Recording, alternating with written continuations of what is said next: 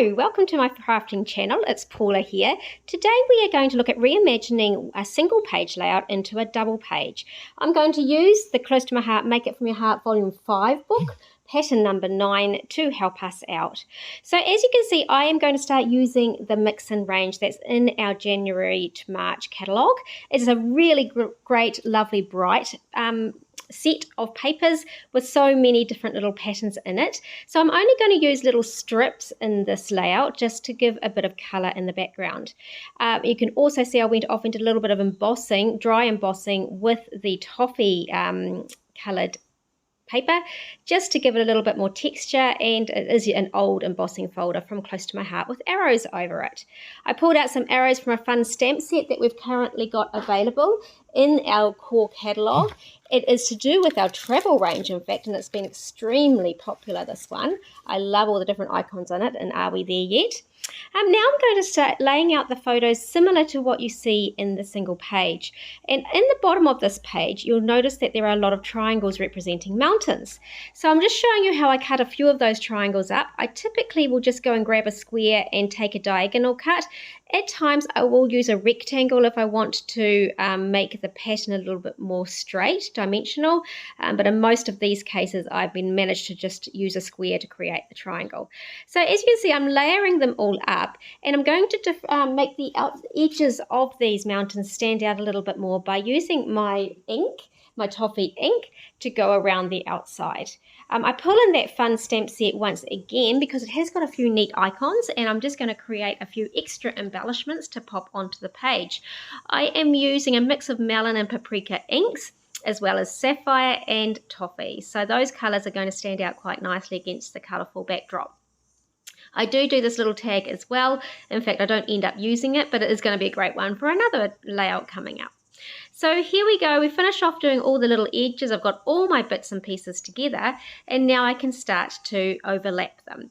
Now, just to get this correct, I've used the image from the catalogue to help guide me a little, but I do not want to put as many mountains on as shown in the one page, because I'm going to have this spread over 2 pages. In fact, what I'm doing here is the right-hand side, and you'll see soon I will bring in the left-hand side, and you'll be able to see how the two are going to fit together.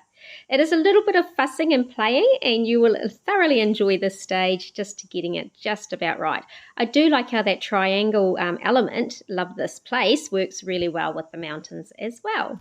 So now we go back to looking at where the photos are going to be positioned, and in the volume 5 pattern, it does have a few circle elements. So I do think it actually helps to ground the photos, keeping a sort of a solid sapphire coming through. So I've used those underneath the photos, and then I've brought in a little title, Papamoa Hills, which I have stamped from a little alphabet set that I have.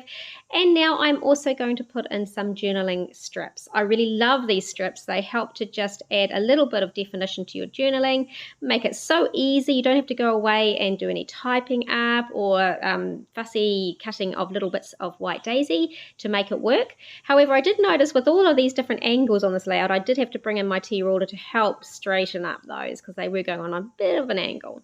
So I do fuss around with a few stickers to finish off. The sticker sheet has lots of neat little sayings on it that I've tried using around the place. Here's the left-hand side. I knew I brought it in at some point. And so I pull out a few more of those. I also noticed that that circle on the left-hand side is now facing in the wrong direction. And you'll see in my photos at the end that I rectified that to make it look a little bit more like it flowed across the 2 pages. Once I got the stickers sorted, I then went out and got a little bit of embellishing, which is our melon sequins, because they obviously are tying in beautifully with this layout. I used my little wax tool to help pick up those melon sequins, and just a little bit of glue dotted around the page to stick the sequins on. I hope you enjoyed seeing how this layout has come together. It is really just another way of looking at that single page, spreading it out over a couple of pages, and getting a tad more photos shown about the event. I really enjoyed putting this together. The stenciling and all the different triangle shapes make this page look pretty fabulous. Catch you again soon.